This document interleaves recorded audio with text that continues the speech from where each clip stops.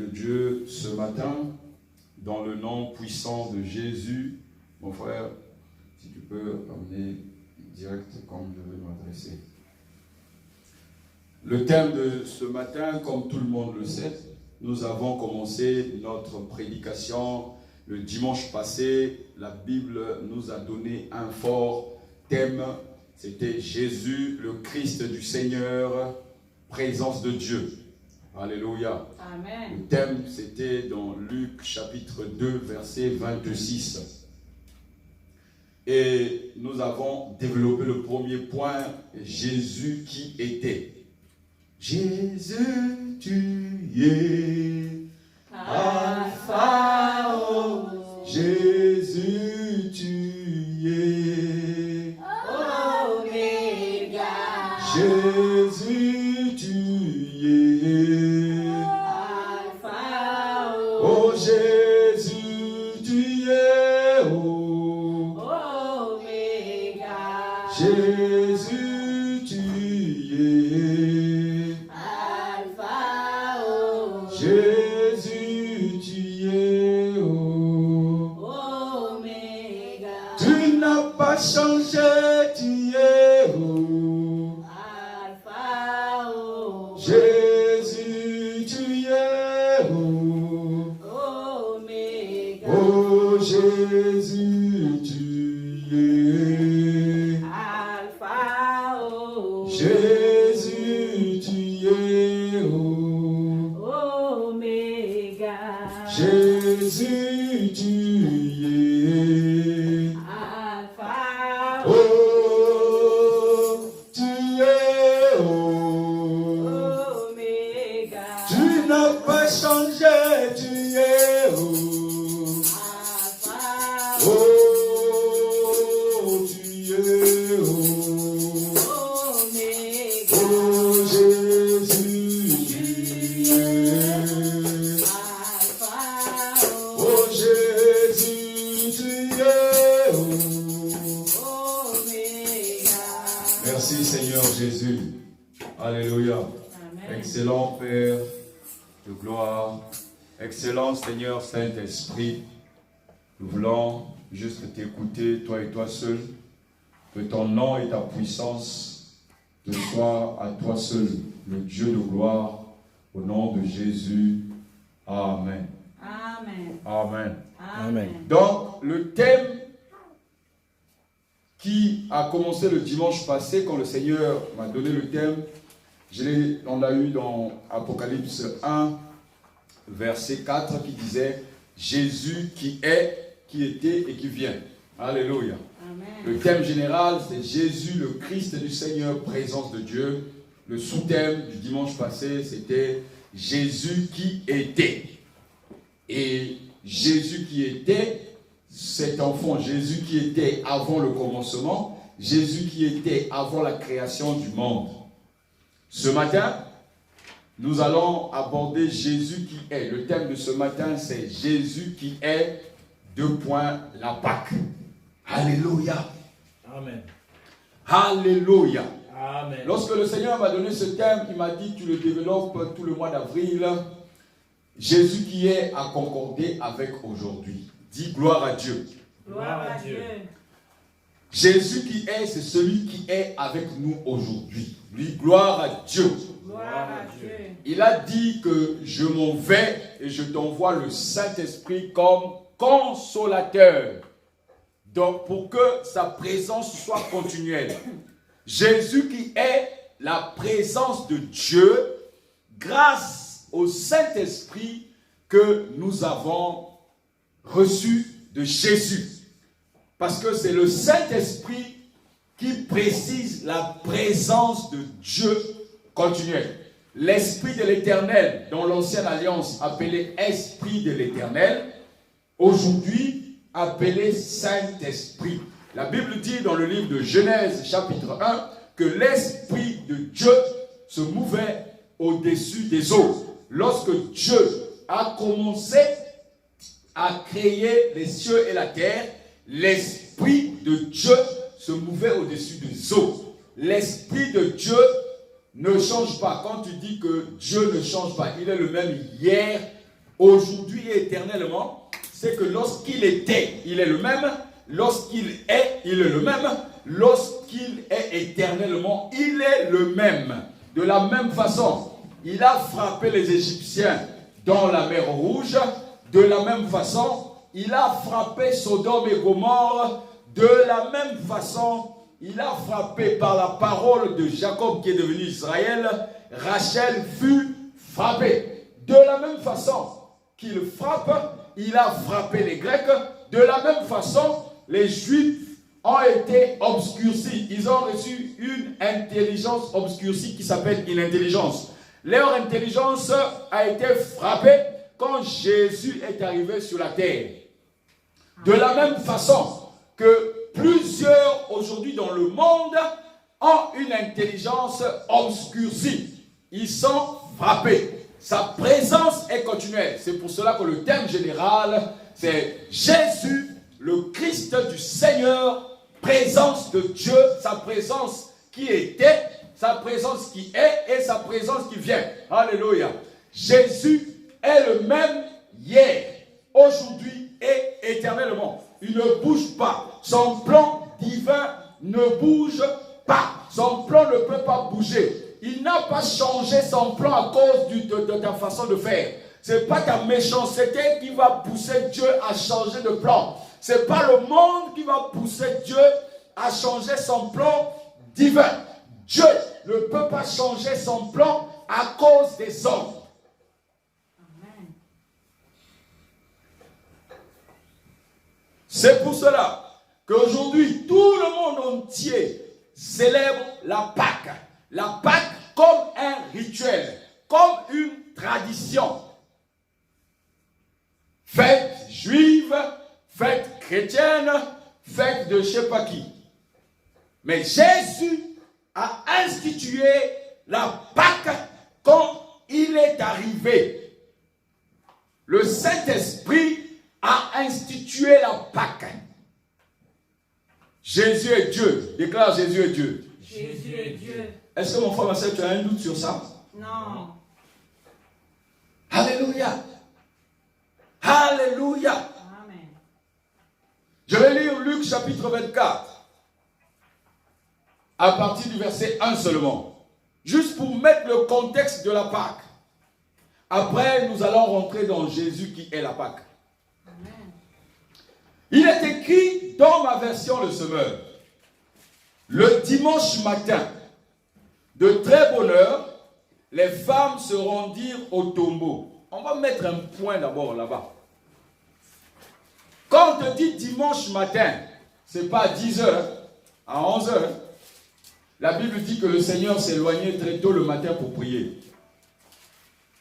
C'est à l'aube, lorsque le jour commence à se faire sentir. Alléluia. Amen. Les femmes se rendirent donc dimanche. Nous sommes dimanche aujourd'hui. Dimanche matin. Ce n'est pas demain. Mais aujourd'hui. Alléluia. Les femmes se rendirent au tombeau. Donc, tout le monde peut parler que notre Seigneur n'a jamais eu de tombeau. Il a eu un tombeau. Jésus a eu un tombeau qui appartenait à Joseph d'Arimathée. Lorsque Jésus, on l'a descendu de la croix, Joseph d'Arimathée était présent. Alléluia. Le docteur de la loi aussi était là. Jean avait déjà pris Marie, la mère qui avait enfanté Jésus enfant. Et Jean avait déjà pris Marie. Les 3 maris qui étaient le vendredi au piquet de la croix étaient partis donc pour prier. Ce sont les mêmes femmes.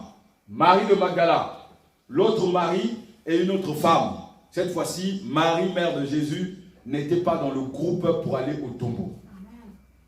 Parce qu'elle était en deuil. Mon frère, ma soeur, toi tu crois que tu perds ton fils, même si on dit qu'il est le Messie, même si on dit qu'il est le roi des rois, tu as perdu un fils, oui ou non? La Bible dit que Siméon avait dit à Marie, pendant que Jésus était bébé, Luc chapitre 2, il dit, on te transpercera le cœur. Les femmes, dimanche matin, sont allées au tombeau. Jésus donc a eu un tombeau. Alléluia. Amen. En portant des huiles aromatiques qu'elles avaient préparées. La Bible dit que un jour, Jésus rentre dans la maison de Simon le lépreux, que Jésus avait guéri de lèpre. Alléluia. Il est rentré dans la maison de Simon le lépreux et il y a une femme qui est venue, qui a pris un parfum de haute qualité, de haut prix, qui coûtait cher. Cette femme s'appelait Marie.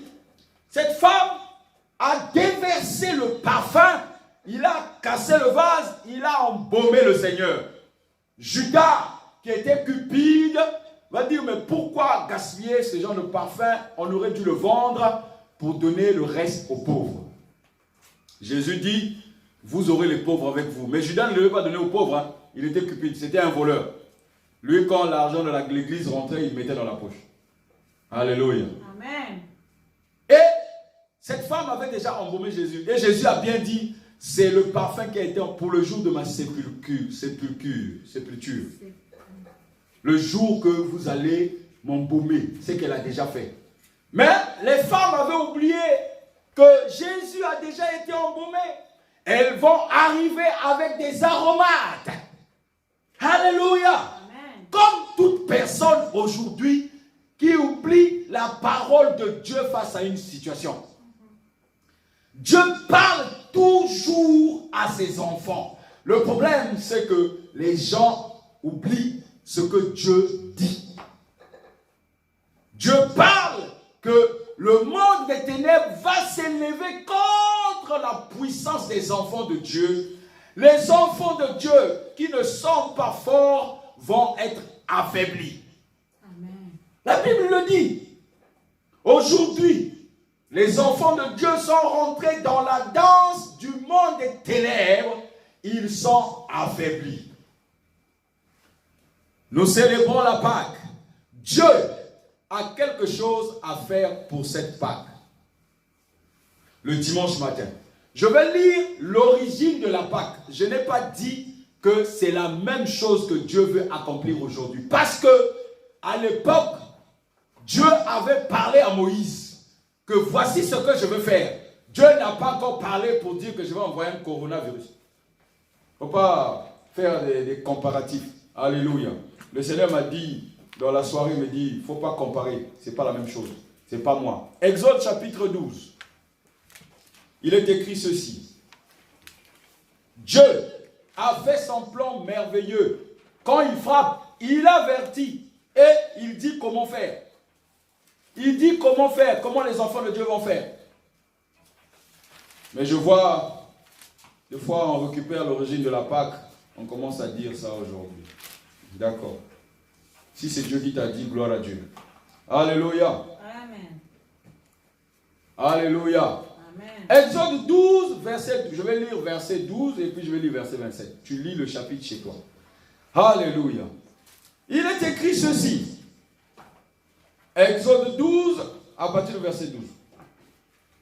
Je parcourrai l'Égypte cette nuit et je frapperai tout premier-né dans le pays, hommes et bêtes. Est-ce qu'aujourd'hui les bêtes sont en train de mourir? Non. Non, je te pose la question. Non.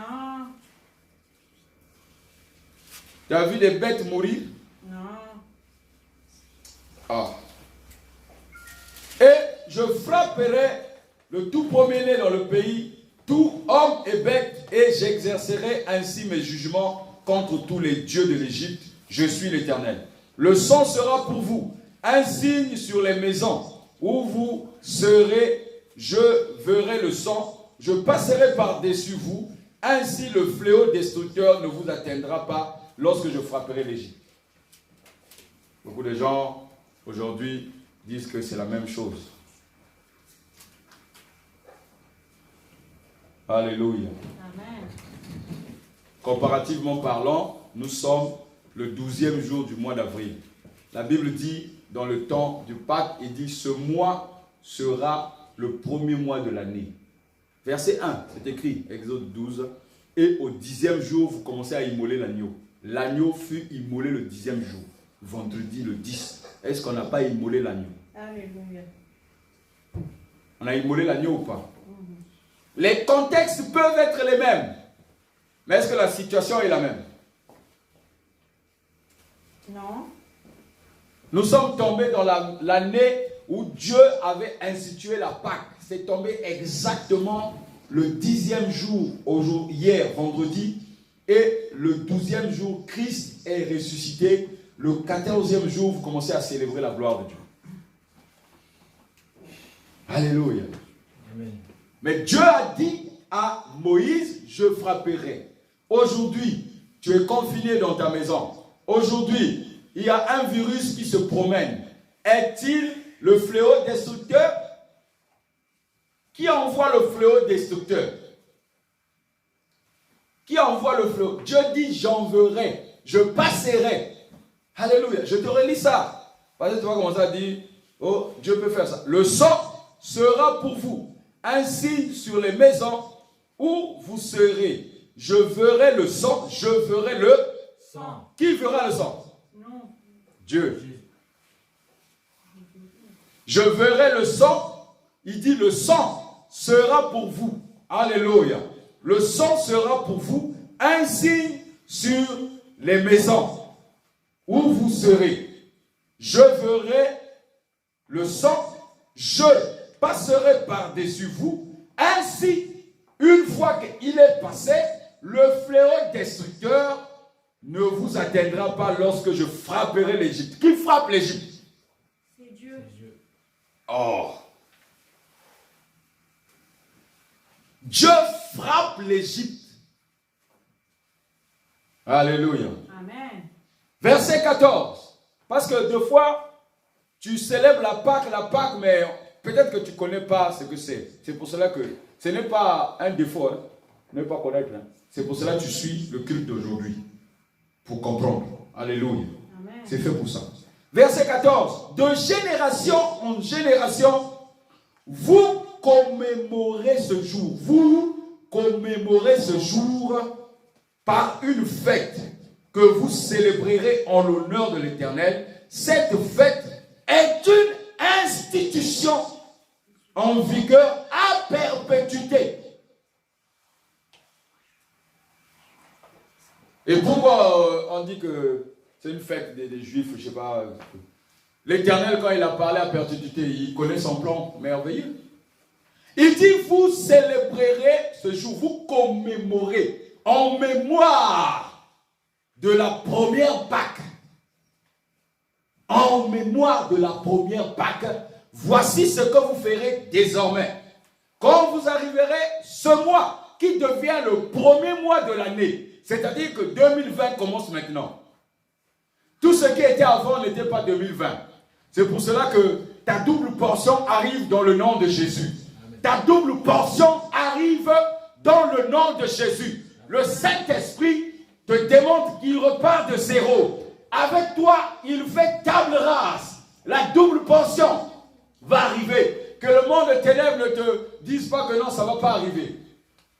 Ce que Dieu a fait comme promesse, ça arrivera. N'oublie jamais d'être toujours fidèle à Dieu. La Bible dit qu'au dernier temps, certains fidèles perdront la foi. Au dernier temps, certains fidèles perdront la foi.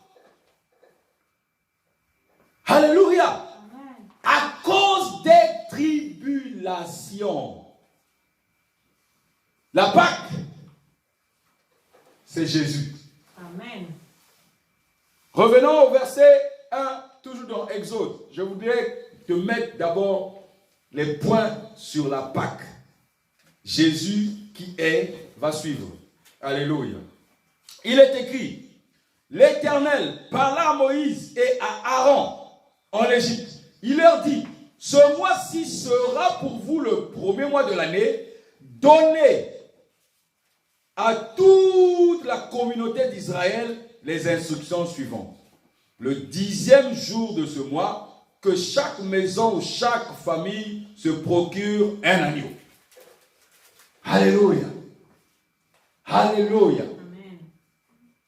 Alléluia. Amen. Tu vas dire oui, mais c'était un animal. Maintenant, on va rentrer dans notre thème. Jésus qui est la Pâque. Apocalypse, viens ouvrir Apocalypse avec moi. Apocalypse chapitre 5. Tu vas voir la puissance de l'agneau. Alléluia. Apocalypse chapitre 5. Qu'est-ce qui est écrit à partir du verset 1? Je vais lire. Je vais lire, mon frère. Je suis en train de lire la version Le Semeur. J'espère que tu as ta Bible à la maison et tu as ouvert ta Bible. Nous ne faisons pas la course avec quelqu'un pour dire que la puissance de Dieu, il faut courir. Nous sommes en train de poser les bases. Que personne ne te trompe que ce petit virus, c'est le fléau que Dieu a envoyé. Fais attention à toi. Mais nous sommes en train de repartir de zéro. L'année vient de commencer. L'année vient de commencer. Depuis le 1er avril, l'année vient de commencer. Le vendredi, c'était le 10e jour. Aujourd'hui, c'est le 12e jour. Mardi, ça va être le 14e jour. Après, commence la fête. Commence la fête, car le Seigneur est ressuscité. Alléluia. Il est écrit. Alors, Apocalypse chapitre 5, à partir du verset 1. Alors, je vis dans la main droite de celui qui siège sur le trône un livre écrit à l'intérieur et à l'extérieur. Il était scellé de 7 sceaux.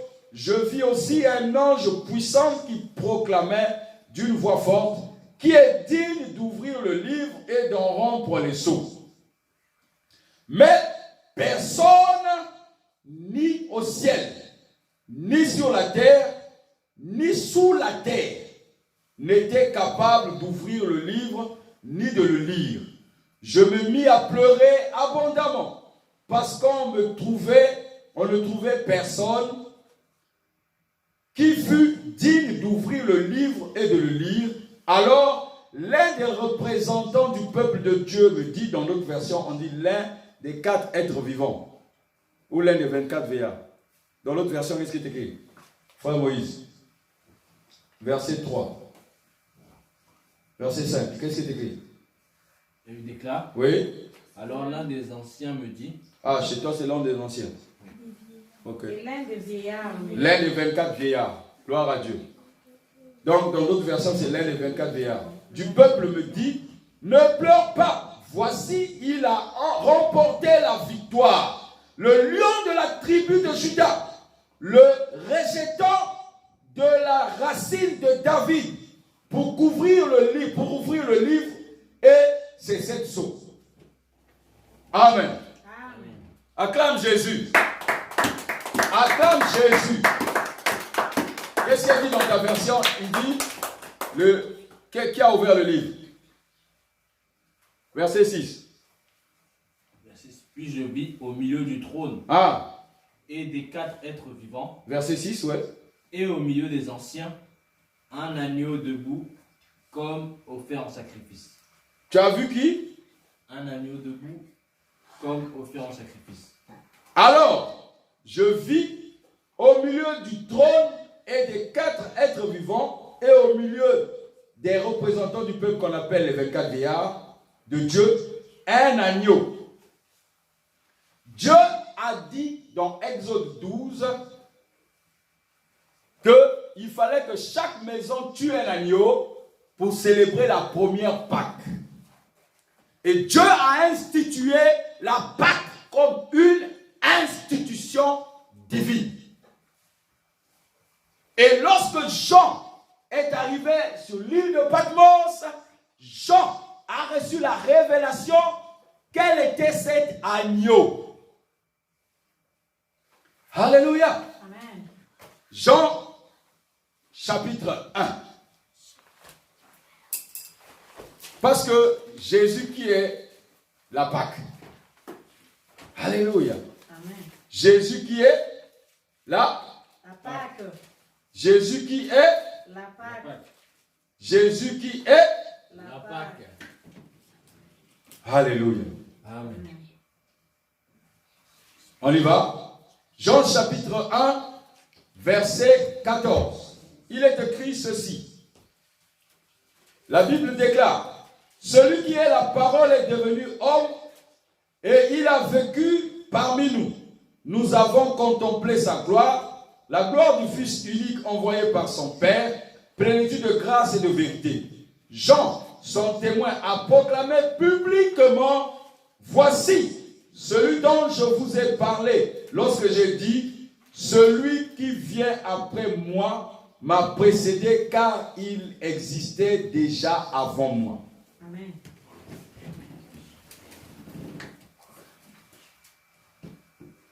Qui est venu? Jésus. En repartant vers le verset 4, il dit, un homme parut, envoyé par Dieu, il s'appelait Jean. Il vint pour être un témoin de la lumière, afin que tous les hommes croient par lui. Il n'était pas lui-même la lumière, mais sa mission était d'être le témoin de la lumière. L'agneau, celle-ci était la véritable lumière, celle qui, en venant dans le monde, éclaire tout être humain.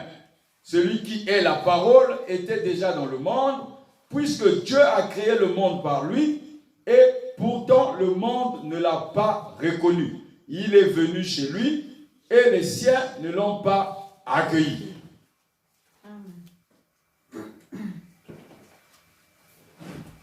Jésus qui est la Pâque. Ça, c'était notre introduction.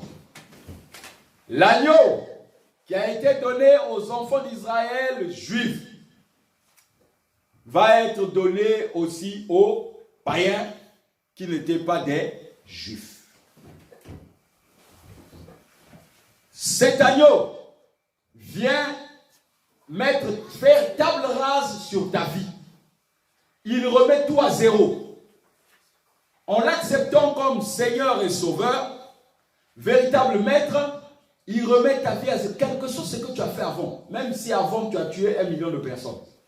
Le fait d'accepter Jésus comme Seigneur et Sauveur, tout est rasé.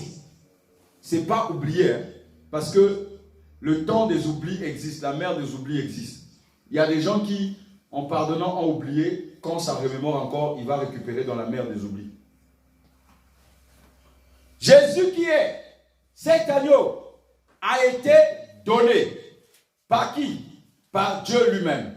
Ainsi le Père, dans le livre de Jean chapitre 3 verset 16, la Bible dit, qu'est-ce que la Bible déclare? Dieu. Alléluia. Amen. Oui, dans la version Le Semeur.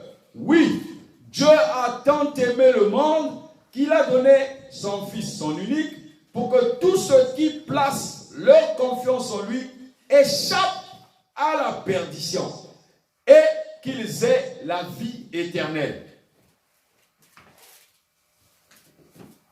En effet, verset 17, Dieu n'a pas envoyé son Fils dans le monde pour condamner le monde,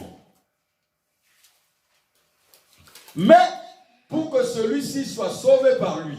Celui qui met en confiance, sa confiance en lui, n'est pas condamné. Mais celui qui n'a pas foi en lui est déjà condamné. Car il n'a pas mis sa confiance en la personne du Fils unique de Dieu. Et voici, verset 19, en quoi consiste sa condamnation? C'est que la lumière est venue dans le monde, mais les hommes lui ont préféré les ténèbres parce que leurs actes sont mauvais. Leurs actes sont Mauvais. C'est pour cela que le monde aujourd'hui n'arrive pas à voir Jésus. Le monde va dans une direction inconnue. C'est-à-dire que la direction dans laquelle le monde est en train de partir, c'est comme si on t'a mis un panneau sens interdit, mais tu fonces quand même. On t'a mis un sens interdit, mais tu fonces. On a dit que là-bas, il y a un sens interdit. On a creusé un gros trou là-bas. Quand tu vas arriver au fond, tu vas tomber dans un trou. Mais le monde fonce tête baissée. Pourquoi? Parce qu'ils ont un cœur mauvais, de ne pas reconnaître que Jésus est véritablement Fils de Dieu.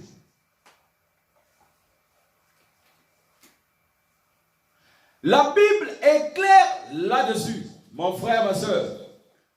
Si tu fais ce matin, tu acceptes Jésus comme Seigneur et Sauveur, et tu considères qu'il est ressuscité, et que toi tu es né à la croix, tout ce que tu as fait te sera pardonné. Il y a une nuance que les chrétiens font souvent que je vais aborder. Les chrétiens disent que le fait que tu as déjà donné ta vie à Jésus, même si tu vas pécher, tu demandes pardon et Dieu va toujours te récupérer. C'est un message des ténèbres. Mon frère, c'est un message des ténèbres.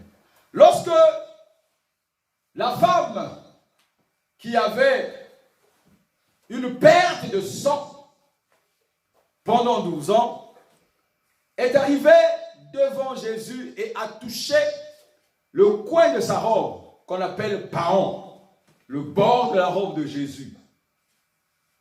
La Bible dit que cette femme fut délivrée, elle fut guérie. Jésus parla donc avec cette femme.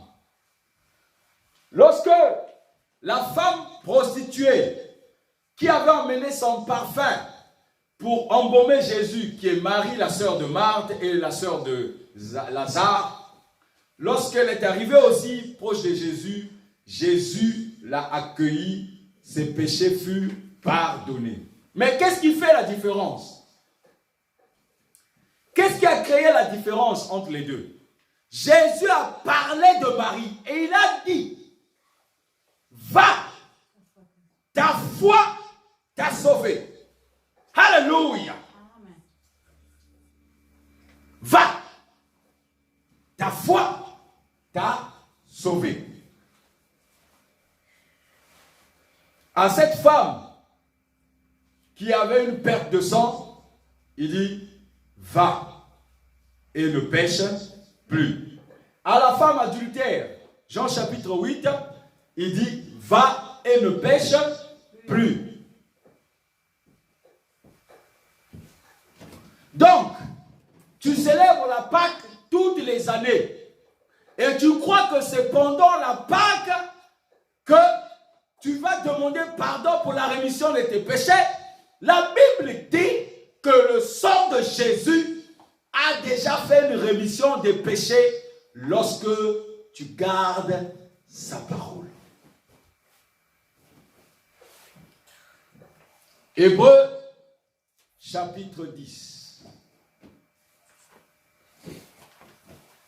Hébreux chapitre 10. Il est écrit dans le livre d'Hébreux chapitre 10 que la Pâque, c'est comme quelque chose pour laver tes péchés. Il est écrit ceci, Hébreux 10, 26. La Bible dit ceci. En effet, si, après avoir reçu la connaissance de la vérité, c'est-à-dire Dieu, c'est-à-dire Jésus, c'est-à-dire la parole,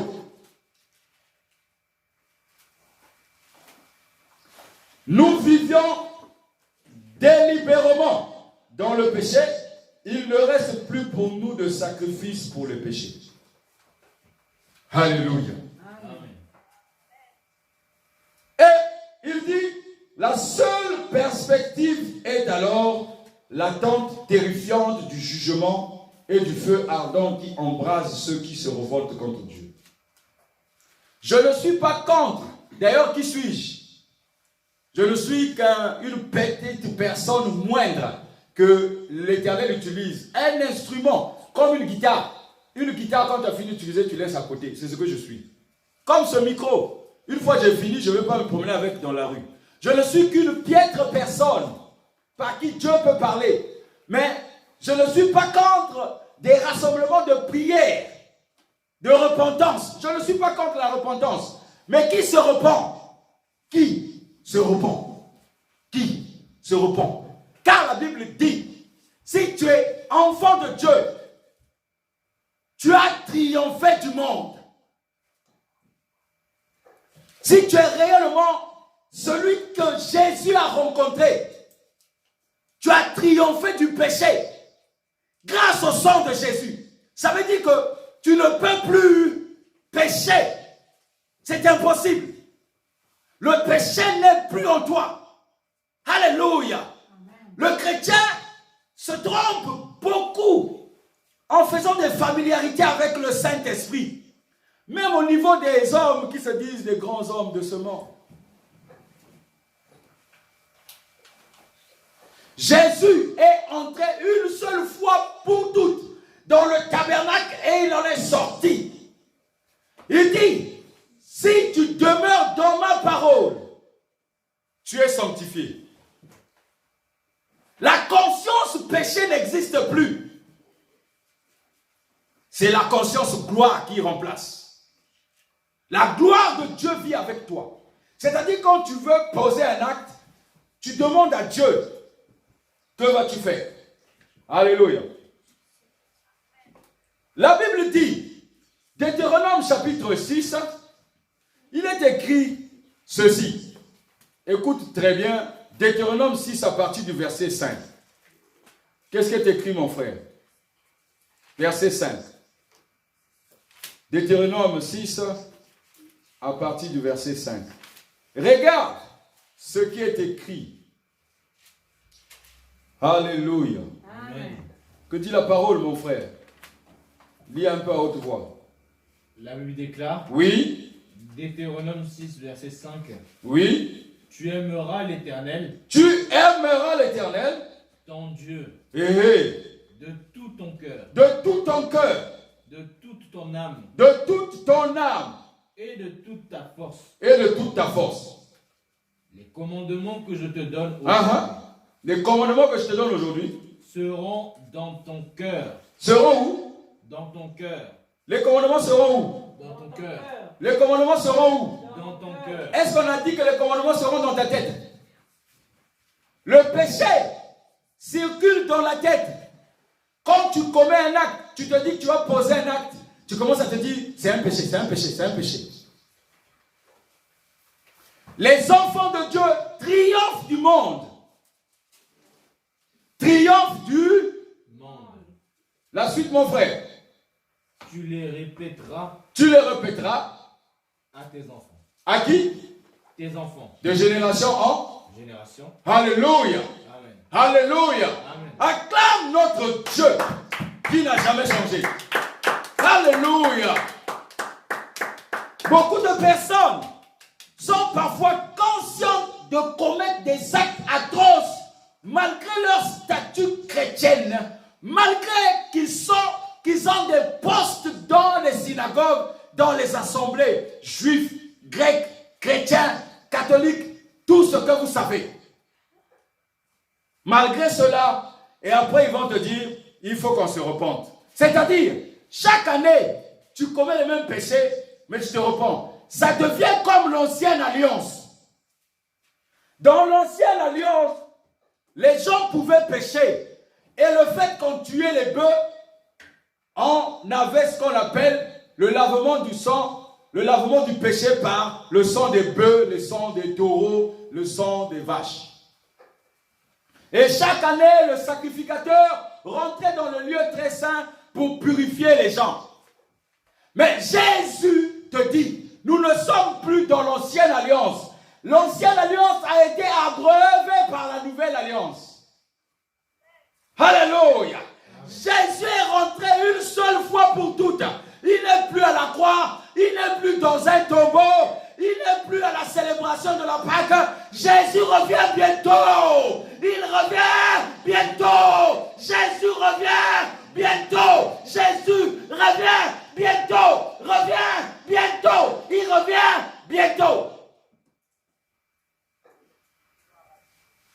Deux fois, les hommes confondent les époques. Les hommes veulent faire des choses de l'ancienne alliance, alors que l'ancienne alliance a déjà été installée sur les tablettes de notre cœur. Hébreux 8, verset 10. L'ancienne alliance, la loi, a déjà été installée. Quand tu fais de Jésus ton Seigneur et ton Sauveur, la loi est installée. Hébreux 8, verset 10. Mon frère, Il est écrit ceci. Hébreux 8, verset 10. Je vais même lire verset 9. La Bible dit, elle ne sera pas comme celle que j'ai conclue avec leur père. Pour mieux comprendre, on va commencer. En effet, verset 7. Si la première alliance avait été sans défaut, il n'aurait pas été nécessaire de la remplacer par une seconde. Logique. Or, c'est bien un reproche que Dieu adresse à son peuple lorsqu'il déclare « Mais des jours vont venir ». Déclare « des jours vont venir ». Les jours vont venir.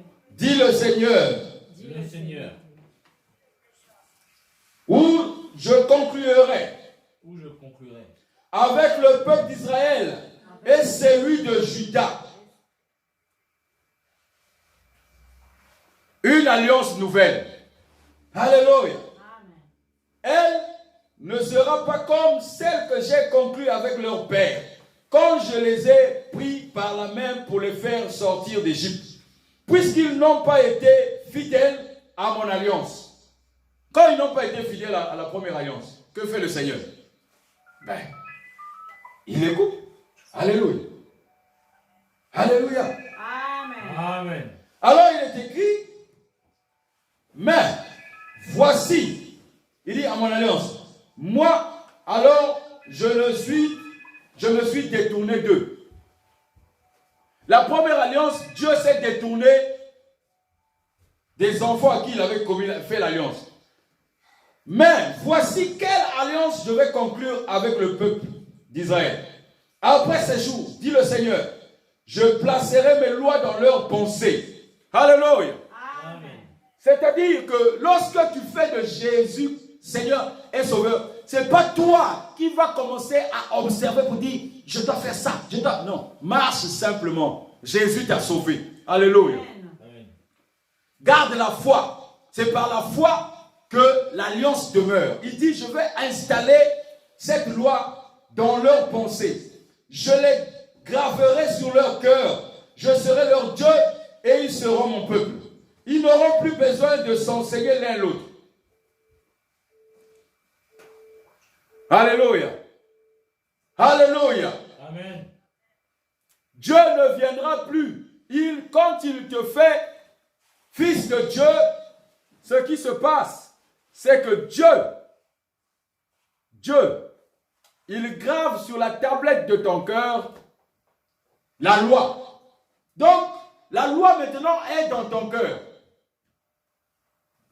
C'est pour cela que dans Hébreux 9, Hébreux 10, verset 26, il dit que Jésus ne passera pas 2 fois pour toi à la croix. Si tu fais la Pâque comme une tradition, répète, redite, ah, c'est le jour de la Pâque, je dois aller voir le prêtre, je dois aller voir le pasteur, il va prier pour moi, on va laver mes péchés. Après la fête, le mois de mai, tu retombes dans les mêmes choses.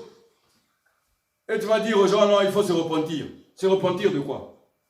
La Bible dit, Colossiens chapitre 1, à partir du verset 12. Il est écrit ceci.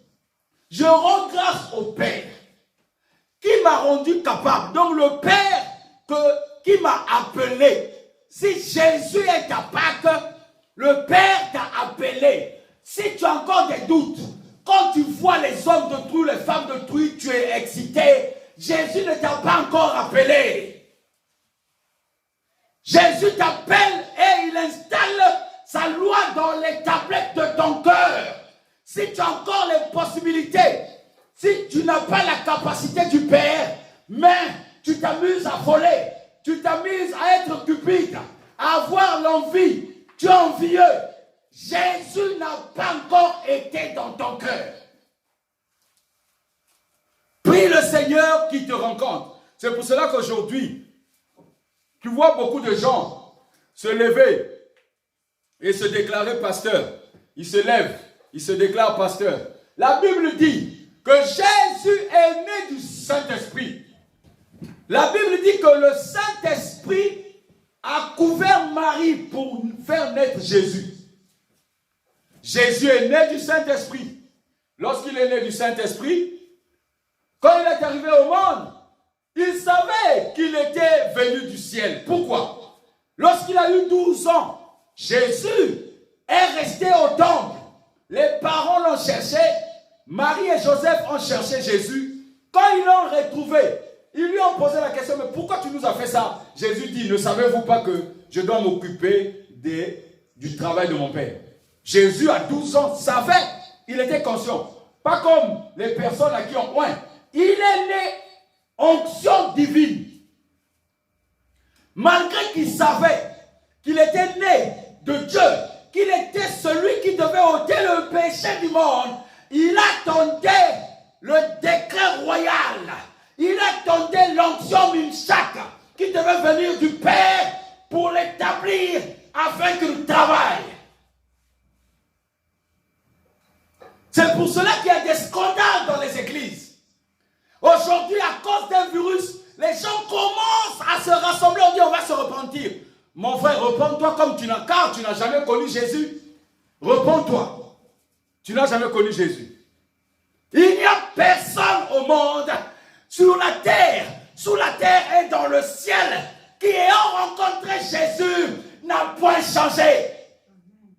Il n'y a personne. Alors arrêtez vos yo-yo, arrêtez vos histoires. Les hommes qui rencontrent Jésus changent. Tu ne vas pas tous les jours te repentir du même péché. C'est un mensonge. La Bible dit, Colossiens chapitre 1, il dit, je rends grâce au Père qui m'a rendu capable d'avoir part à l'héritage des saints dans la lumière. D'avoir part à l'héritage des saints dans la lumière. D'avoir part à l'héritage des saints dans la lumière. Comment, mon frère, tu as eu la part d'être saint dans la lumière? La lumière qui t'éclaire. Comment la lumière t'éclaire et chaque jour tu te repens du même. Ah, je suis tombé du péché d'impudicité. Ah, je suis tombé de la cupidité. Ah, vraiment, faut prier pour moi. Faut prier pour moi. Je suis tombé dans l'adultère. Je suis encore tombé. J'envie le pasteur. Je suis tombé, ceci, cela. Tu as part au sein dans la lumière, à l'héritage des saints dans la lumière. La Bible dit, lorsque tu repars, la Bible dit, il m'a saisi dans le livre de Colossiens chapitre 1, 12 à 14. Quand il a rendu part, grâce, il dit, il m'a saisi. Le Père t'a saisi. Le Père te saisit. Faut arrêter, mon frère. Faut arrêter. Ma soeur, faut arrêter. Et aujourd'hui, le message tombe que non, il faut se repentir, prier, sinon le malheur va nous atteindre. Tu reconnais Dieu seulement dans le temps de malheur. Quel est ce chrétien qui ne reconnaît Dieu que dans le temps de malheur? Quel est ce chrétien? La Bible dit, si tu te souviens de moi dans le temps de bonheur, si toi, chrétien, toi, enfant de Dieu, toi, tu te souviens de moi dans le temps de bonheur. Bonheur, ça veut dire quand tu es en bonne santé. Bonheur, ça veut dire quand tu as de l'argent. Bonheur, ça veut dire quand tu manges. Bonheur, ça veut dire quand tes parents, il n'y a pas de décès. Ça veut dire que tu es dans le bonheur, l'église, vous chantez, vous êtes nombreux. Comme beaucoup d'églises, il y a un mois, se rassemblaient, ils étaient dans le temps de bonheur. Si tu te souviens de moi dans le temps de bonheur, je me souviendrai de toi dans le temps de malheur. Ce n'est pas toi qui te souviens de Dieu dans le temps de malheur. C'est Dieu qui se souvient de toi quand le malheur arrive. Ce n'est pas toi qui te souviens. Parce que tu as proclamé Dieu pendant que tu étais dans le bonheur. Tu as célébré Dieu avec ta maison, ton argent, tes biens, ta famille. Tu as célébré Dieu. Tu lui as tout donné. Alléluia. Dieu ne peut pas te donner la capacité et faire de la Pâque comme un rituel. Jésus, ce n'est pas un rituel. Ce n'est pas une tradition. La Pâque, ce n'est pas une tradition. C'est une institution de Dieu.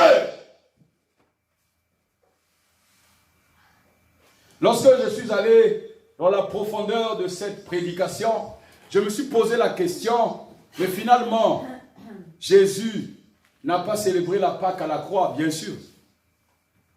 Il a dit aux enfants d'Israël, voici la Pâque. il a fallu que Jésus rassemble les juifs et les païens. Les païens, ce n'est pas ceux qui ne prient pas. Les païens, ce ne sont pas ceux qui ne prient pas. Attention, je vais te lire ça dans Actes des Apôtres. Comme ça, tu vas comprendre. Parce que les gens pensent qu'être païen, c'est quelqu'un qui ne... Les païens, ce sont les non-juifs. Ceux qui n'étaient pas juifs étaient appelés païens. Tu comprends, mon frère? Un païen ne peut pas avoir plus de foi qu'un juif. Alléluia. Et les païens ont été donc sauvés à la croix et l'épouse est née.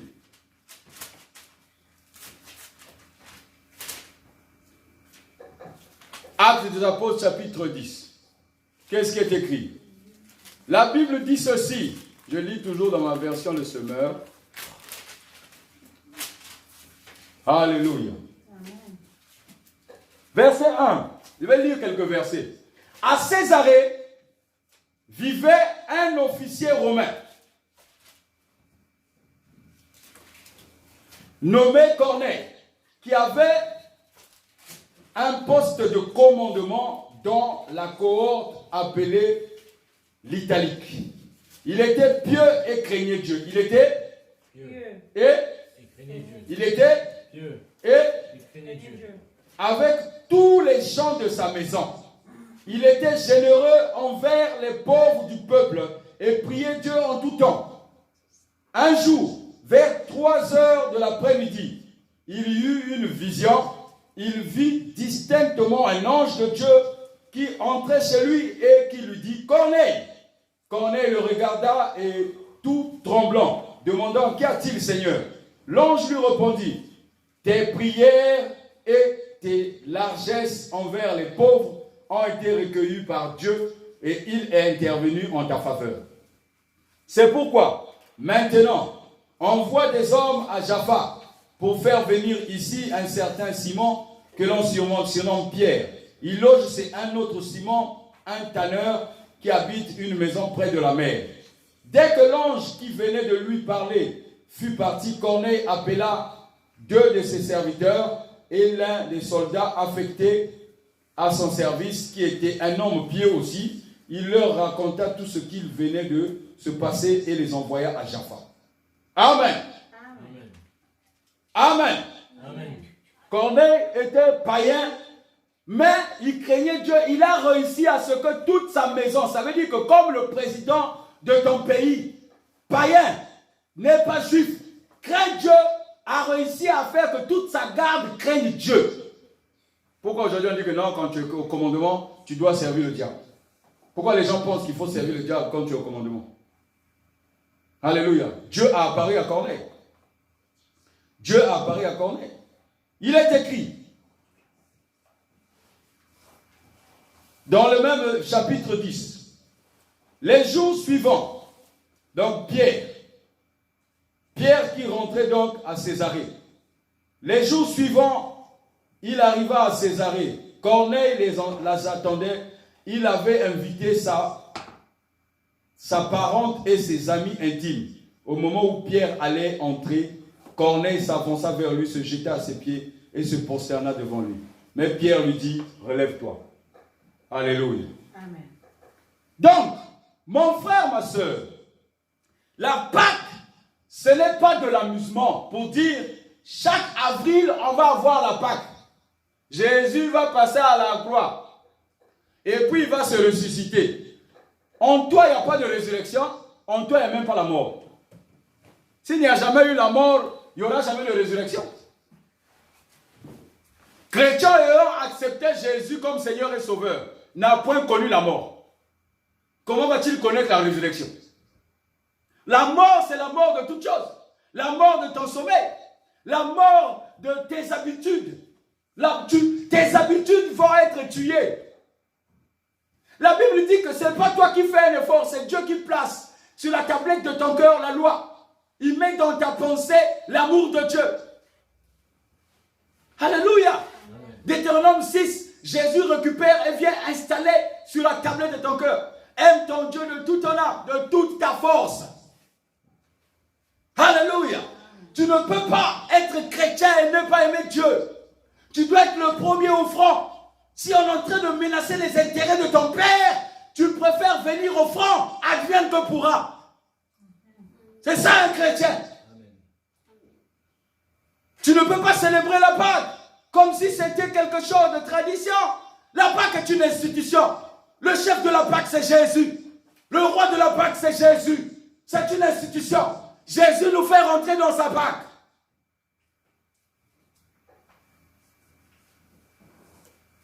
La Bible dit, Jean chapitre 15, il est écrit, Jean chapitre 15, voici ce que dit la parole.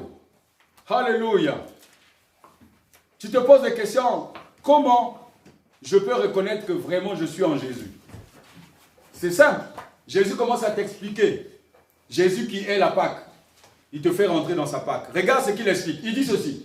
Moi, je suis le vrai cep de vigne. Et mon père est le vigneron. Le cep, c'est le plant de vigne, le plant. C'est-à-dire, le vigneron, c'est le propriétaire de la vigne.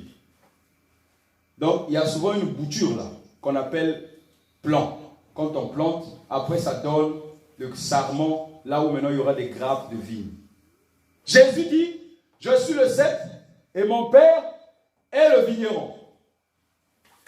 Tous les sarments en moi qui ne portent pas de fruits, il dit ceci, retiens bien, il les coupe et tout ce qui en porte, il les purifie afin qu'ils produisent un fruit encore plus abondant. Amen. Amen. Jésus n'a pas dit que les sarments qui sont chez mon voisin, Jésus n'a pas dit les sarments qui sont dans le monde des ténèbres. Jésus dit les sarments qui sont en moi, donc que Jésus lui-même aussi a produit. Parce que Jésus c'est le cep, c'est Jésus qui produit le sarment. Donc, les sarments produits par Jésus, ce sont les personnes qui acceptent Jésus comme Seigneur et Sauveur, Seigneur et Sauveur par fantaisie. Tu as juste poussé à côté du cep. Ah, mais tu ne produis pas de vigne. Mais ah non, tu es coupé et jeté au feu. Alléluia. C'est pour cela que le Seigneur attire ton attention ce matin. Il dit que c'est lui la Pâque. La Pâque, ce n'est pas une célébration traditionnelle. C'est une grande institution. Comme tu vois un pays, un royaume, c'est ça la Pâque. Le roi de la Pâque, c'est Jésus-Christ. C'est Jésus-Christ, le Seigneur des Seigneurs, le roi des rois. Acclame Jésus.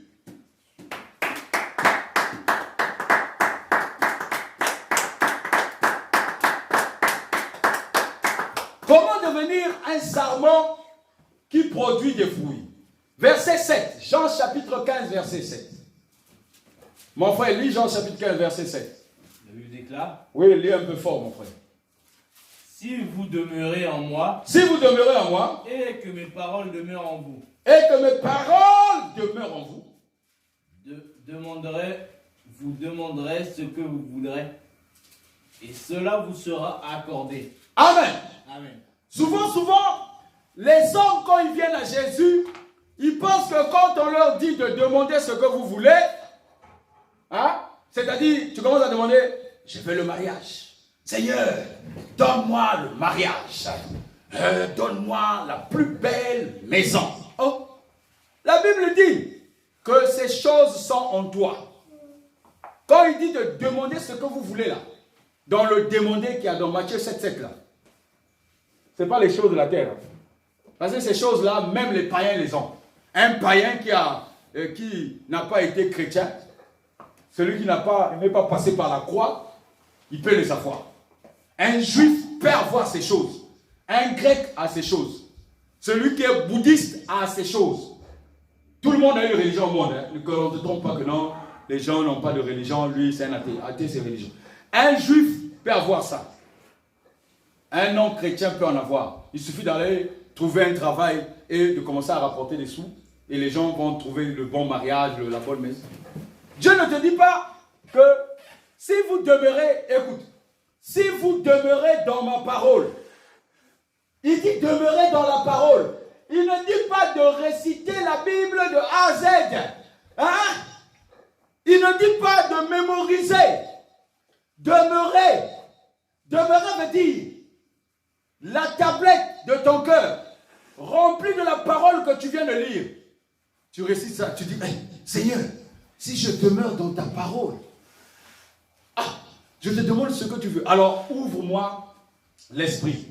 C'est là que tu dois comprendre pourquoi Jésus, après le désert, lorsqu'il est passé au Jourdain, dans Luc chapitre 4, verset 18, Jésus vient dire, l'Esprit du Seigneur est sur moi, il m'a oint. Écoute-moi très bien.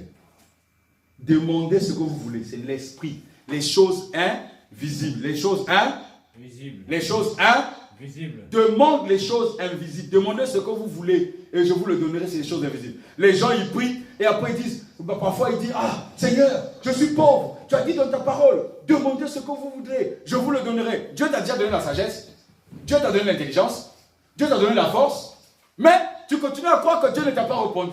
Parce que tu n'as pas le travail que tu voulais là. Tu as demandé à Dieu quelle était ta fonction sur la terre.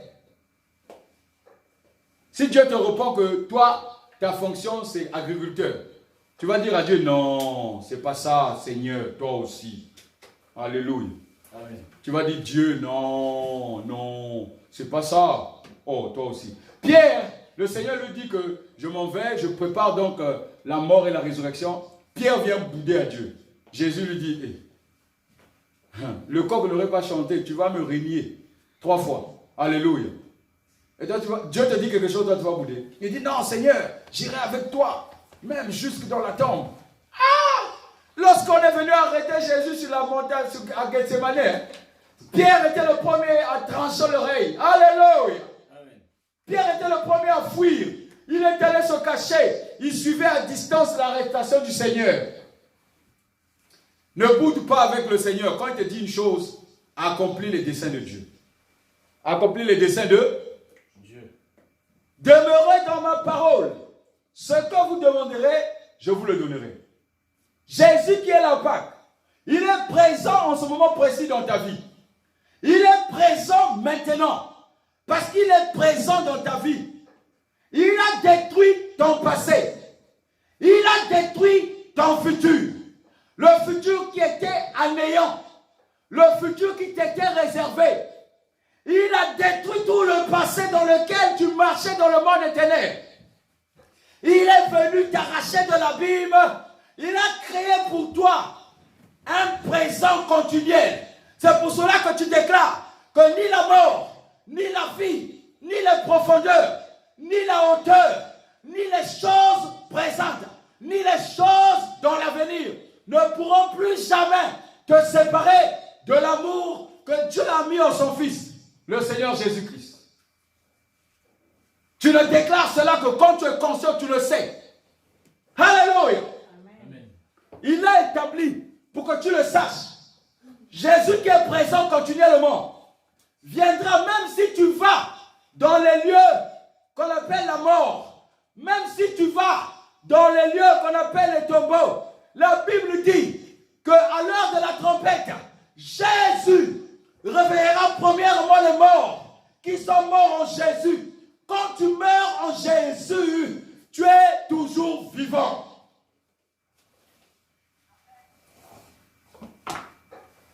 Tu ne subiras pas la seconde mort. Les morts premièrement ressusciteront. Les morts premièrement ressusciteront. Les hommes font tout sur la terre pour ne pas mourir. Ils plaident toujours leurs vœux parce qu'ils pensent que le véritable séjour c'est sur la terre. La terre est un endroit de passage. Nous sommes des pèlerins sur la terre.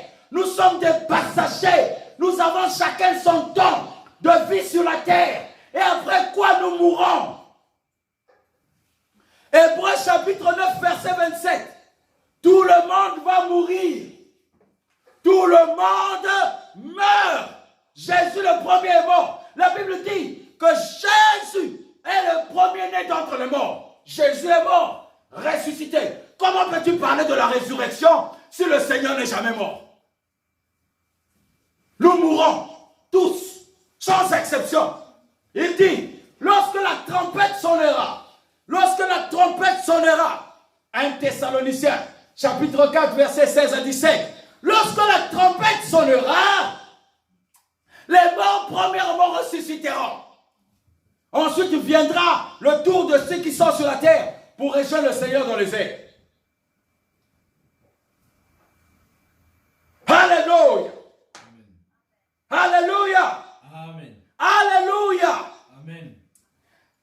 Jésus est la Pâque.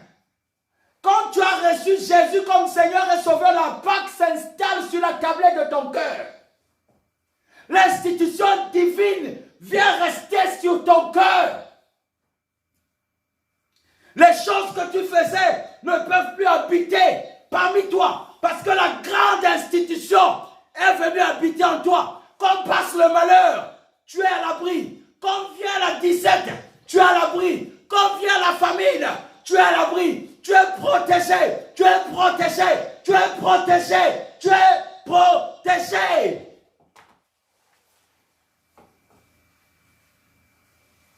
Jésus, la Pâque de chaque instant de ta vie, tous les jours, tu vis dans la Pâque, l'institution est établie. Remémore-toi, parce que tu vis dans l'institution. La Pâque, ce n'est pas seulement une date pour créer des fériés dans le calendrier. La Pâque, ce n'est pas une date pour faire une fête et manger la dinde. Non. La Pâque, c'est la Pâque. Tu es l'institution de Dieu. Pâques, tu es l'institution de Dieu. Ce matin, tu m'as fait grâce. Encore de comprendre ta révélation. Car toi, tu es la Pâque. Et tu es l'institution de Dieu. Le premier-né d'entre les morts. Le roi de la Pâque. Le chef suprême des armées. Alléluia. Mon frère, ma soeur, je ne sais pas si venir à Jésus, c'est juste pour faire semblant. Est-ce que venir à Jésus, c'est juste pour faire semblant? On va aborder le dernier point, la puissance de la capacité. Aujourd'hui, on va me poser la question, pasteur, comment faire pour demeurer dans sa parole? Alléluia. Éphésiens chapitre 6, à partir du verset 10. Éphésiens chapitre 6, à partir du verset 10. Comment faire? Comment? Parce qu'aujourd'hui, on peut beau dire, ah, la Pâque c'est Jésus, c'est l'institution. Mais quelles sont les solutions pour que nous puissions demeurer dans sa présence? Ça nous évite de venir nous repentir chaque fois, et de nous rendre compte qu'on a péché, il faut repartir. Père, pardonne-moi, vraiment, pardonne-moi. Non, l'institution doit être sur toi. Hébreux 8, 10 te dit, j'installerai dans les tablettes de ton cœur la loi. Dans tes pensées, j'y mettrai la pensée de Dieu. Donc si tu as eu la pensée de Dieu, la loi, regarde ce qui est écrit à partir du verset 10. On y va? Éphésiens chapitre 6, verset 10. Je vous déclare. Oui. Enfin, mes frères et sœurs, fortifiez-vous dans le Seigneur. Il est écrit, puis regardez dans la version Le Semeur. Pour conclure, puisez votre force dans le Seigneur et dans sa grande puissance. Comment tu peux puiser? Ça veut dire que le Seigneur, c'est une source intarissable. Et il dit, revêtez-vous de l'armure de Dieu afin de pouvoir tenir ferme contre toutes les ruses du diable. Je n'ai pas demandé que tu puisses suspecter tout le monde maintenant qu'ils font la ruse. Tu vas souffrir. Tu vas commencer à suspecter tout le monde, tu vas souffrir. Il dit de puiser la force d'abord en qui? En Christ. Et de se revêtir de l'armure de Dieu afin de faire quoi? De pouvoir tenir ferme contre toutes les ruses du diable. Le diable a des ruses des fois que tu ne détectes pas. Donc, tu ne vas pas utiliser toi-même, utilise le Seigneur qui te donne la force. Il dit, oh Père, protège-moi contre les ruses du diable. Là, tout de suite, le scaphandre de combat tombe sur toi. Alléluia. Amen.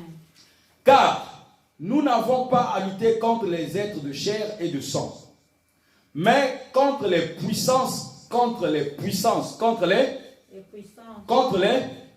C'est pour cela qu'il t'a dit dans le verset 10 de puiser ta force dans le Seigneur et dans sa grande puissance.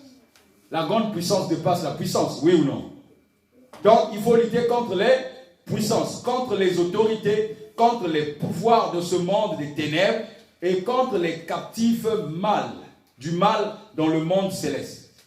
C'est pourquoi endossez l'armure que Dieu donne afin de pouvoir résister aux mauvais jours et tenir jusqu'au bout après avoir fait tout ce qui était possible. Dans ta version, qu'est-ce qui est écrit? Verset 13. C'est pourquoi Oui? prenez toutes les armes de Dieu. Prenez toutes les... Est-ce qu'on a dit de prendre une seule arme? Non. On a dit de prendre deux armes? Non. On a dit de prendre combien? Toutes les armes. Toutes les armes de Dieu. Alléluia. Amen. Vas-y mon frère. Toutes les Cite-nous armes, donc les armes que nous devons prendre pour demeurer dans sa parole. afin de pouvoir tenir ferme contre les manœuvres du diable. Alléluia. En effet, Oui? ce n'est pas contre l'homme Mhm. que nous Verset avons- 13. Pardon. C'est pourquoi Verset 13, oui. prenez toutes les armes de Dieu afin de pouvoir résister dans le jour mauvais et tenir ferme après avoir tout surmonté. Oui. Tenez donc ferme. Tenez donc ferme.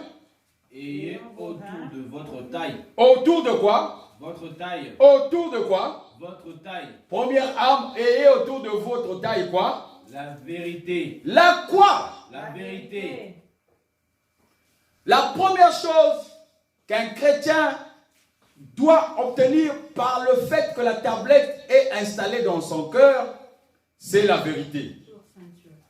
Pour ceinture. Vous savez pourquoi? Parce que quand Jésus te rencontre, tu commences à avoir le dédain de dire le mensonge. Amen. C'est pas toi qui dis, je dois dire la vérité. Je dois dire la vérité. Non. C'est la parole que tu as reçue qui te dit, hé, ne mens pas. Alléluia. Tu commences à entendre des voix au-dedans de toi. Nous sommes tous passés par là. Tu entends des voix qui commencent à te dire, hé, ne mens pas. Ici, là, tu ne mens pas. Les chrétiens ont pris l'habitude de parler des demi-vérités.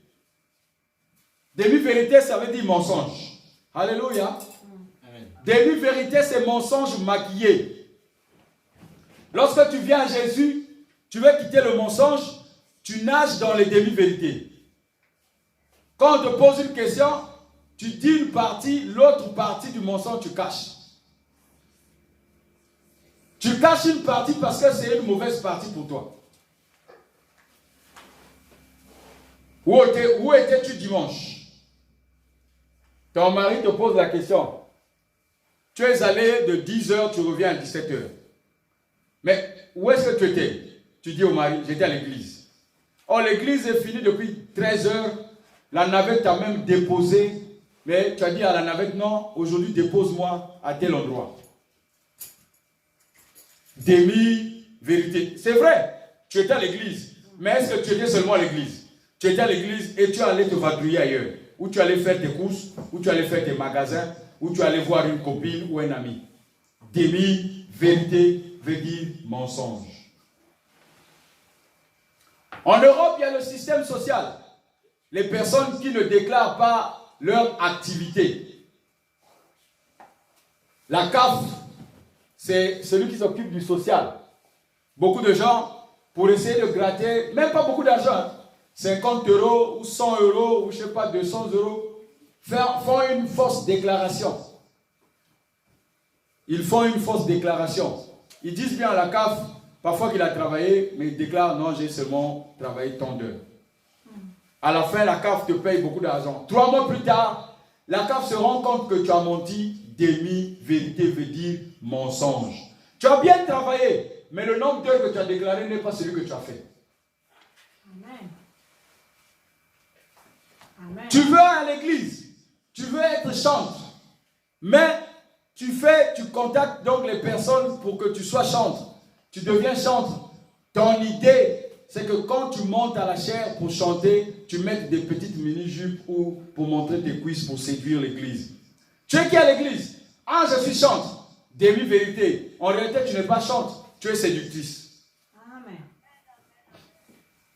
Amen. Demi-vérité, les chrétiens, c'est dire un peu de vérité, derrière ils cachent tout le mensonge. Ils cachent tout le mensonge. Pourquoi aujourd'hui, j'ai lu un journal, on dit qu'en Chine, beaucoup de couples divorcent parce qu'ils vivaient dans les demi-vérités. Quand la femme sortait le matin, revenait à 20h puisque ça travaille, le mari aussi sort, revient le soir. Et tout le monde revient à la même heure, comme si tous les travails finissent au même moment. Or, le mari avait sa double vie. Maintenant, il faut confiner. Quand il faut confiner, il n'est pas habitué à rester longtemps avec cette dame. Et il y a des discordes, il y a des séparations. À la sortie du confinement, c'est le divorce. Demi-vérité. Demi-vérité. Il y a des hommes qui pensent qu'en craignant Dieu, il faut faire attention. Dieu n'a pas dit, ne bois pas le vin. Dieu n'a pas dit ça. Dieu n'a pas dit ça. Dieu a dit, le Saint-Esprit a horreur de l'odeur de l'alcool. Alléluia. Amen. La Bible dit, ne vous enivrez pas du vin seulement, mais soyez au contraire remplis de Saint-Esprit. Ça veut dire, il y a eu deux choses. Le vin, si tu l'as, le Saint-Esprit ne peut pas vivre avec le vin. Il n'aime pas le vin. Pourquoi le Saint-Esprit dit ça? Lorsque tu es en couple, quand un a bu, il dort. Quand tu te rejoins au lit, tu sens l'odeur, tu n'as même plus envie de dormir à ses côtés. Toi qui es homme, tu fuis. Mais quand tu arrives, le Saint-Esprit doit vivre avec toi malgré que tu as envie de boire ton vin. Non, il ne t'a pas défendu ça. Hein. Il t'a dit que le Saint-Esprit n'aime pas l'odeur de l'alcool. Ça veut dire ne bois pas. Ça veut dire, si tu veux rester continuellement dans la capacité de Dieu que nous sommes en train d'aborder, ça veut dire, ne reste pas dans l'alcool, mais reste sobre. Reste sobre. Je sais que beaucoup de gens aiment ce petit liquide, mais reste sobre. Parce que plusieurs personnes ont perdu la vie. Accident. Plusieurs papas ont maudit leurs enfants à cause du vin. Beaucoup de maris se sont retrouvés nus à cause du vin en tombant dans les caniveaux. La honte était là. Ce n'est pas un bon compagnon. Demi-vérité. Le dimanche, tu viens à l'église, mais ta vie est cachée. Ta vie est cachée. Demi-vérité. La suite, mon frère, il dit, revêtez-toi de la vérité comme ceinture. Ensuite, et revêtez-vous de la droiture en guise de cuirasse. Qu'est-ce que dit c'est toi? Verset 14. Oui. Tenez donc ferme. Oui. Et autour de votre taille la vérité en guise de ceinture. Oui. Enfilez la cuirasse de la justice. La cuirasse de la justice. La cuirasse de la justice. Tu es embauché dans une entreprise. Tu arrives. Tu commences à convoiter le poste de quelqu'un. Si tu es un homme, tu fais le tour des coups bas pour vouloir être avec le patron. Tu vas voir le patron. Tu es chrétien, hein? Tu vas voir le patron. Tu commences à rapporter du mal de cette personne. Parce que pour qu'on l'enlève et que toi tu passes à son poste. Cuirasse de la justice. Tu dois être revêtu de la cuirasse de la justice. Mieux vaut qu'on te fasse du mal que toi tu le fasses. Mieux vaut que Dieu fasse justice pour toi que toi tu sois vengeur. Ne te venge jamais. Revêt-toi de la cuirasse de la justice. C'est cette cuirasse-là qui va rester dans tes pensées et dans ton cœur. Tu dois toujours dire, oh Seigneur, protège-moi et préserve-moi contre cette tentation. Alléluia. Amen. La suite, mon frère, verset 15. Mettez pour chaussures. Mettez pour chaussures. À vos pieds. Qui vous donne l'évangile de paix. Le zèle qui te donne l'évangile, les chaussures. Les chaussures, c'est le zèle que donne l'évangile. L'évangile de Dieu doit être proclamé pour que les hommes viennent à Jésus. Quand je proclame la parole, je proclame l'évangile. Lorsque tu te reconnais là-dedans, tu te repens tout de suite afin que Jésus te saisisse. Afin que Colossiens 1, 12 s'applique dans ta vie. Que le Père te saisisse. L'évangile que je donne ne doit pas être un évangile que j'envoie vers une sœur parce que je suis au courant qu'elle a fait ceci. Je ne dois pas envoyer l'évangile caractérisé par rapport à une personne, caractérisé par rapport à une situation courante. Je ne dois pas prêcher parce qu'on m'a dit qu'il y a un virus dans la nature, je commence à prêcher contre le virus. Amen. Tous ceux qui font ça, c'est un zèle amer d'évangile. Tu ne dois pas apporter l'évangile parce que tu avais ton papa à l'ancien temps te frappait, te tapait, tu commences à venir lui dire, tu dois maintenant demander pardon parce que tu tapais ton enfant. C'est toi qu'on tapait. On te tapait parce que tu étais têtu. La chicotte est autorisée, la correction est autorisée. Amen. Alléluia. Amen. L'évangile ne doit pas être proclamé sous la forme de la société que tu vois. L'évangile doit être proclamé selon la parole de Dieu. Tous genoux fléchissent. Toute langue proclame que Jésus est Seigneur et Sauveur. Jésus est Seigneur et Sauveur. Jésus est Seigneur et Sauveur. Jésus est Seigneur et Sauveur. Alléluia. Amen. C'est ça l'évangile que donne le pied. Amen. Je suis en train d'aller un peu vite parce que je n'ai plus assez de temps. Regarde les armes que tu dois te revêtir. La suite, mon frère. Verset 16. Prenez en toutes circonstances En toutes circonstances, le bouclier de la foi. le bouclier de la foi avec lequel Vous pourrez éteindre toutes les flèches enflammées du mal. vous pourriez éteindre toutes les flèches enflammées du mal. Ça veut dire que le malin t'envoie des flèches enflammées. Lorsqu'il tire la flèche va avec le feu pour te calciner. Et le bouclier de la foi, ce n'est pas une armure physique. La foi est la ferme assurance des choses que tu espères. La démonstration de ce que tu ne vois pas. Le bouclier de la foi. Je te prends un exemple. Tu as fait tes études. Tu as prié Dieu. Seigneur, je fais les études. Le Seigneur t'a dit que tu auras une bonne situation. Une bonne situation. Mais quand tu finis, tu es au chômage. Tu fais des petits boulots. Tu fais encore des petits boulots. Tu fais encore des petits boulots. Tu dis, mais Seigneur, ça tarde à venir. Non, Dieu te dit, garde la foi. Garde la foi que ce que les hommes sont en train de faire dehors par rapport au confinement, ils te trompent que c'est le virus, mais ils font des choses cachées, des demi-vérités. Ils ont des demi-vérités. Et quand tu vas te rendre compte, finalement, on t'a confiné pour rien. Demi-vérité. La foi, c'est de dire que même dans ces temps-ci, je dois garder la ligne avec le Seigneur. Amen. Quelle que soit la flèche qui vole le midi, quelle que soit la contagion, quelle que soit la peste, quel que soit 1000 à gauche, 10 000 à droite, tu ne seras pas atteint. Alléluia. Personne ne te fera le mal. Il te protège, car l'Éternel est avec toi. L'Éternel est mon berger. Déclare, l'Éternel est mon berger. Je ne manquerai de rien. Déclare, l'Éternel est mon banquier. Je ne serai pas pauvre. Déclare, l'Éternel est mon avocat.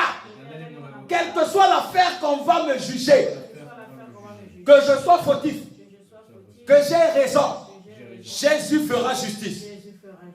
N'es-tu pas au courant que David a tué? Alléluia. N'es-tu pas au courant que les hommes de Dieu ont tué aussi? Mais pourtant la Bible dit ne tuez point. Mais Dieu les a été de leur côté. N'es-tu pas au courant? N'es-tu pas au courant que le chef de l'armée de l'Éternel a apparu à Josué? Josué chapitre 5. Il a apparu pour que le mur de Jéricho tombe. Ceux qui étaient à Jéricho, c'était des hommes ou ce n'était pas des hommes? Amen. Mais la Bible dit ne tuez point. Oui ou non? N'es-tu pas au courant que Josué est en train de prendre les grandes villes qu'on appelle Haï, Jéricho et puis Cana? Mais la Bible dit ne convoitez point. Jésus te dit ce que lui fait justice, ce n'est pas ce que les hommes font justice. Amen. Alléluia. C'est ça la clémence de la justice. C'est ça le bouclier de la foi. Là où les hommes t'accusent que non, c'est pas bon. Jésus ne t'a pas accusé. Il n'est pas venu te condamner. Jésus ne te condamne. Point. Il ne te condamne. Point. Il est venu t'apporter la justice. Il t'apporte la justice. Reste sobre. Reste dans la parole. Dernière arme. Qu'est-ce qu'il dit? En toutes circonstances. Oui. Verset 17. Faites aussi bon accueil au casque du salut. Le casque du salut et l'épée de l'esprit, c'est-à-dire la parole de Dieu. L'épée de l'esprit, c'est-à-dire la parole de Dieu. L'épée de l'esprit, c'est-à-dire La parole de Dieu. l'épée de l'esprit, c'est-à-dire l'épée de l'esprit, c'est-à-dire l'épée de l'esprit, c'est-à-dire. Donc, répète avec moi. Ceinture Ceinture de la vérité, de la vérité. cuirasse de justice, bouclier de la foi, Bouclier de la foi. les chaussures, le zèle que dans l'évangile, Les chaussures, le zèle qui donne l'évangile. l'épée de l'esprit, L'épée de l'esprit. le casque du salut. Le casque du salut. Le casque du salut, c'est ce qui est protège protège ta pensée et ton front et ta tête. Le bouclier est plus haut que toi. L'épée de l'esprit, c'est pour combattre. Ne garde pas une petite épée. L'épée de l'esprit pousse. Déclare l'épée pousse. L'épée pousse. L'épée pousse. L'épée pousse. L'épée pousse. Mets-toi debout, mon frère, ma soeur. Déclare Père. Père, En toutes circonstances. en toutes circonstances, Je fais toutes sortes de prières je fais toutes sortes de prières et de requêtes et de requêtes sous la conduite sous la conduite de l'esprit. de l'esprit. Je le fais Je le fais avec vigilance avec vigilance et constante. et constante. Et j'intercède Et j'intercède pour tous les membres du peuple saint, tous les membres du peuple saint, en particulier pour moi. en particulier pour moi. Amen. Amen. Amen. Amen. Amen. Amen. Merci Seigneur Jésus.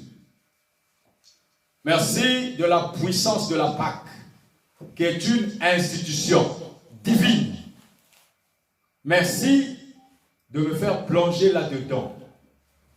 Garde en moi tout ce que tu m'as donné. Rends-moi fidèle jusqu'au bout. Grâce à toi, revêt-moi des 6 armes spirituelles et de la prière. Garde-moi constant dans la prière, car la prière vient laver toutes choses. La prière arrose toutes sortes de bénédictions. Garde-moi dans la prière. Garde-moi à faire toutes sortes de prières par la parole, par ta parole, par ta parole. Que ton nom soit béni dans le nom puissant de Jésus. Amen. Amen. Acclame Jésus. Acclame Jésus. Nous allons passer à nos offrandes. Alléluia. Nous passons à nos offrandes.